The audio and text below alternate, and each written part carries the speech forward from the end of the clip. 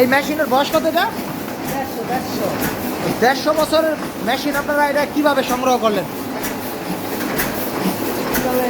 এটা বাইরেতে আইছে, বাইরেতে 100 বছর চলে আইছে, বাংলাদেশে এর আগে কি এটা কোনো ধরনের বিশেষ কোনো কোম্পানিতে চলছে নাকি?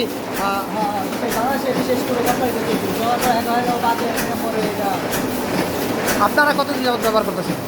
আমরা আছি বাদে